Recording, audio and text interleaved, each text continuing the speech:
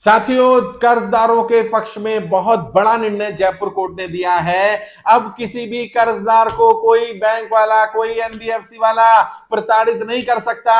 अगर व्यक्ति कर्ज समय पर नहीं चुका पा रहा और आर्बिट्रेटर रखना है, मीडिएशन करना है, मीडिएटर रखना है, तो भी कर्जदार की सहमति लेनी होगी। कर्जदार की राय लेकर के ही मीडिएशन किया जा सकता है। कर्जदार की सलाह लेकर के ही आर्बिट्रेटर अपॉइंट होगा, वैसे अपॉइंट नहीं हो सकता। बैंकों की मनमर्जी, एनबीएफसी की मनमर्जी नहीं चलने वाली है। जयपुर की फाइनेंस कोर्ट का बहुत बड़ा निर्णय है। ऐसे सभी लोगों के पक्ष में निर्णय है जो कर्ज नहीं चुका पा रहे हैं, जो कर्ज के कारण परेशान हैं।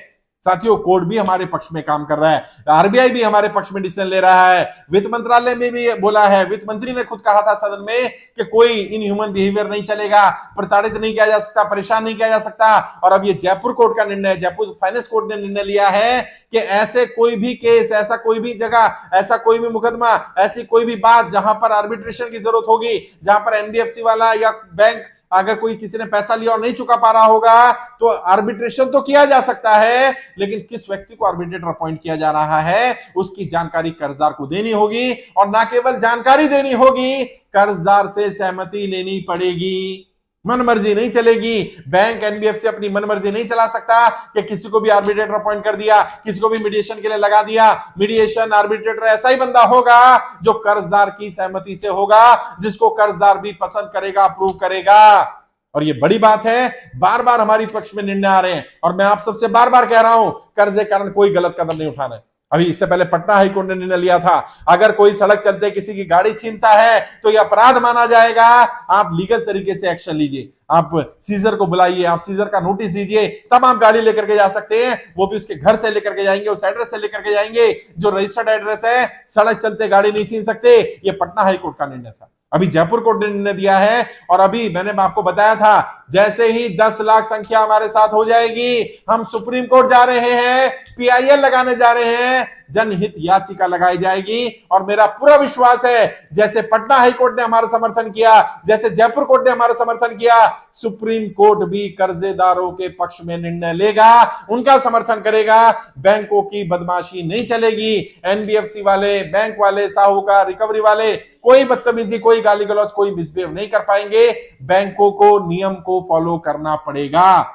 आरबीआई बार बार गाइडलाइंस दे रहा है, बार बार वित्त मंत्रालय कह रहा है, अब कोर्ट भी निर्णय लेने लगा है। और मैं आप सबसे कहना चाहता हूं, आज भी एक बुरी खबर सुनने को मिली, एक पूरे परिवार ने आत्महत्या कर ली। व्यक्ति ने हलवे में जहर मिला करके अपने बच्चों को खिला दिया। छोटे बच्चों को थे, एक बेटा था, एक बेटी थी, पत्नी थी, खुद चारों ने जहर खा लिया।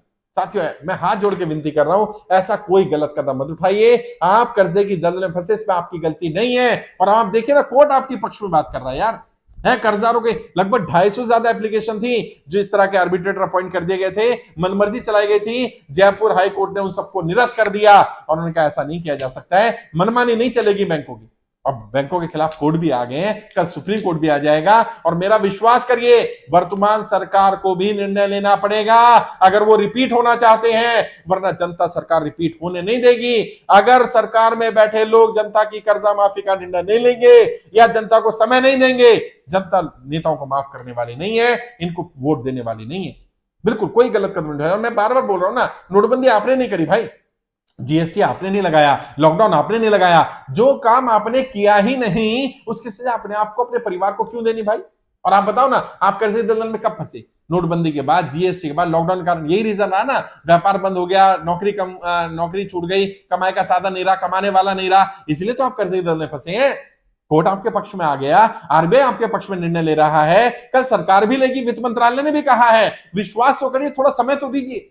कोई गलत कदम नहीं उठाना, कोई दबाव नहीं डालना, क्योंकि होगा क्या, हम अपनी प्रक्रिया को आगे बढ़ा रहे हैं और हमारी संख्या बल भी बढ़ रहा है। जैसे संख्या बल बढ़ रहा है, कोर्ट के निर्णय भी हमारे पक्ष में आ रहे हैं। ये सारे निर्णय सुप्रीम कोर्ट में लगाए जाएंगे। और जिस तरह से साहूकारों के खिलाफ निर्णय लिए गए हैं, गुजरात की सरकार ने निर्णय लिया ना, साहूकारों की धरपकड़ करनी शुरू कर दी, मध्य प्रदेश सरकार ने कानून बना दिया। आहिस्ता आहिस्ता सरकारें दबाव में हैं, बस थोड़ा समय लग रहा है, जल्दी ही सरकार इस पर निर्णय लेगी। तब तक आपने क्या करना है, आप खुद फॉर्म भरिए। अगर फॉर्म नहीं भरा है तो फॉर्म भर दिया तो अपना कर्जा मुक्ति का प्रमाण पत्र प्राप्त कर लीजिए, क्योंकि जिनके पास प्रमाण पत्र होगा वो ऑथेंटिक प्रूफ होगा कि आपने वाकई कर्जा माफी के लिए आवेदन किया है और आपकी कर्जा माफी की प्रक्रिया शुरू की जाएगी। जब भी होगी, जिनके पास प्रमाण पत्र होगा उनको पहले देंगे, और जिन लोगों ने फॉर्म नहीं भरा फॉर्म भरिए, और अगर फॉर्म भर दिया, प्रमाण पत्र ले लिया है, तो कम से कम 100 लोगों के फॉर्म भरवाइए। अभी लेटेस्ट की बात करूं तो 7,95,000 संख्या हमारी हो गई है। सोचिए जिस दिन ये 70 लाख हो जाएंगे उस दिन क्या होगा। जिस दिन ये 1 करोड़ हो जाएंगे ना, सरकार खुद बुला लेगी आपको। अभी तो कोर्ट निर्णय ले रहा है, सरकार निर्णय ले लेगी, और नहीं लेगी तो सुप्रीम कोर्ट से सरकार पर दबाव डलवाएंगे, दबाव डलवा करके निर्णय दिलवाया जाएगा। क्योंकि हमारी मांग जायज है, हम कोई नाजायज मांग नहीं कर रहे। मैं कोई अपने लिए नहीं मांग रहा, हम सबकी बात कर रहे हैं। और 1-2 लोग होते तो शायद हो सकता था उनकी गलती रही हो, ये लाखों लोग, आपने देखा रामलीला मैदान में 2-2.5 लाख लोग आ गए। ये 2-2.5 लाख झूठ नहीं बोल रहे होंगे, ये सरकार की गलत नीतियों के कारण नहीं कर सकी, दलदले फंसे हैं। और इसकी जिम्मेदारी, इसकी भरपाई सरकार को करनी पड़ेगी, जिम्मेदारी सरकार को लेनी पड़ेगी।